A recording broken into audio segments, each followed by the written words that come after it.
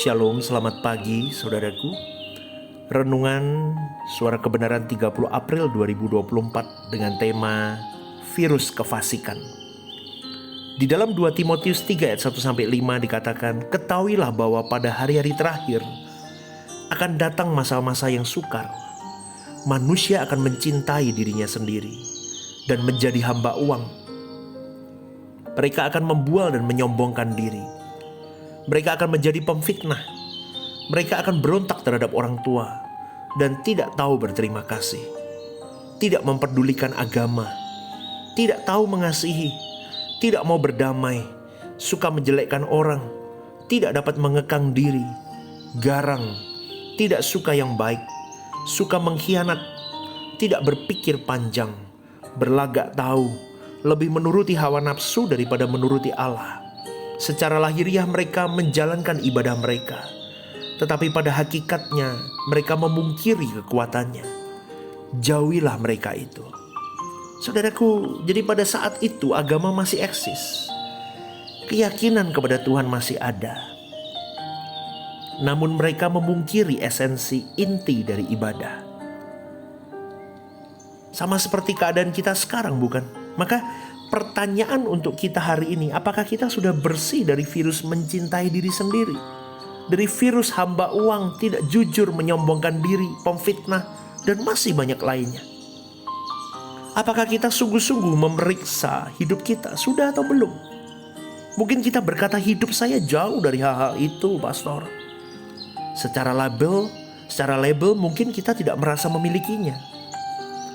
Apalagi jika kita sebagai rohaniawan seperti saya jadi pendeta. Label-label ini adalah label-label yang negatif.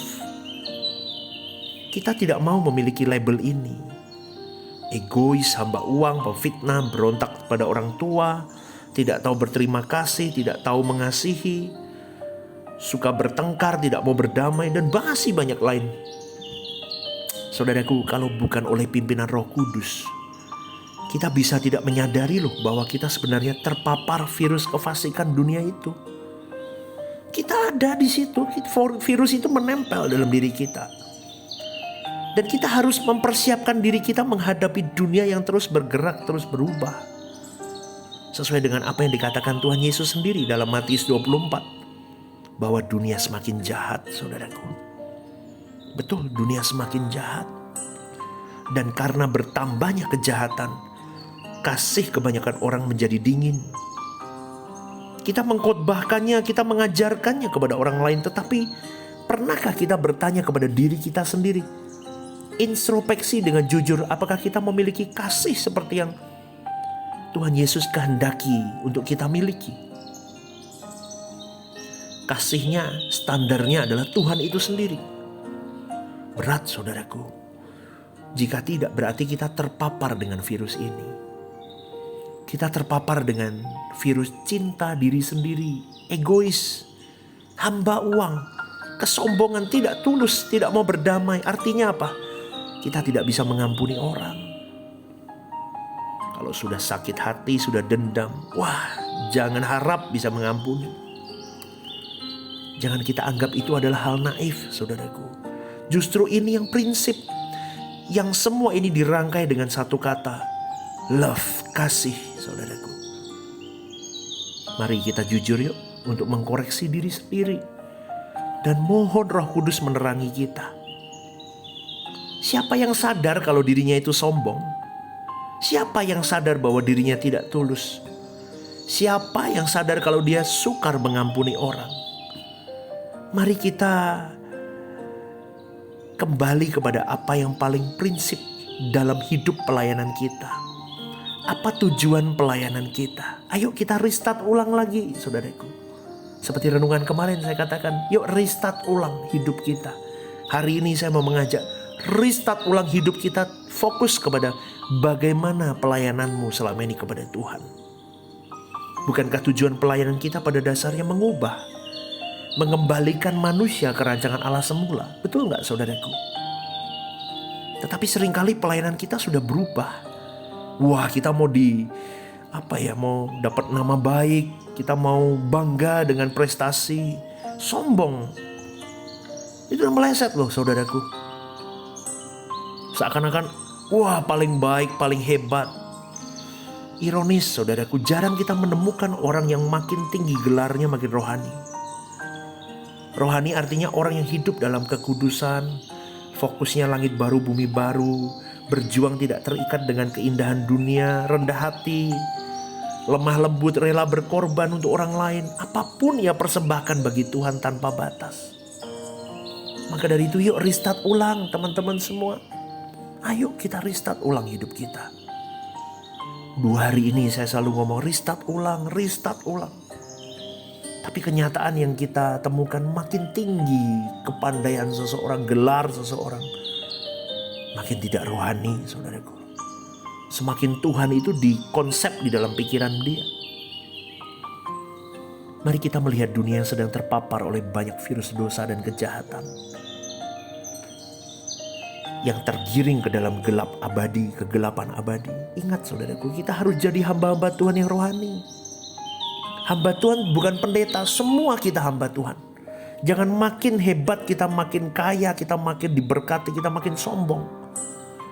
Makin pandai, makin angkuh, gelar semakin banyak, semakin angkuh, semakin arogan. Semakin tinggi gelarnya, semakin banyak gelarnya, semakin punya duit, wah semakin berbicaranya itu kelihatan memancarkan kesombongan, tidak memancarkan Kristus. Ya saudaraku, coba renungkan satu hal ini. Restart ulang. Ya, kalau hari ini kau diberkati Tuhan, bisnismu, karirmu, studimu, wah gelarmu banyak di belakangnya. Sampai gak cukup itu, nama panjang sekali. Uang itu kalau diberkati pekerjaan, uang aja sampai bingung mau taruh di mana. Karena saking banyaknya uang. Itu jangan sampai merubah dirimu. Be humble, tetaplah rendah diri, rendah hati. Jangan sombong, ingat, restart ulang. Tuhan memberkatimu dengan kepandaian untuk apa? Pasti tujuannya untuk Tuhan. Dan pekerjaan Tuhan. Tuhan memberkatimu dengan ekonomi yang baik, berlimpah kau miliki harta. Tujuannya apa? Pasti untuk Tuhan kembalinya. Restart ulang saudaraku. Kau terkenal, kau menjadi orang hebat di mana-mana orang tahu dirimu. Untuk apa? Untuk engkau jadi berkat, untuk menjadi corongnya Tuhan. Renungkan ini saudaraku. Restart ulang, restart ulang. Supaya kita tidak salah hidup. Ya, saudaraku, pelayanan tidak harus berkhotbah di mimbar. Kalau kita tidak bisa pergi ke pulau-pulau jauh, uang kita yang bisa membawa hamba-hamba Tuhan ke pulau-pulau yang jauh. Kita bisa menanam saham kekal di situ. Kita bisa berkati gereja-gereja yang memang membutuhkan. Kita bisa berkati siapapun pelayanan yang memang tujuannya benar.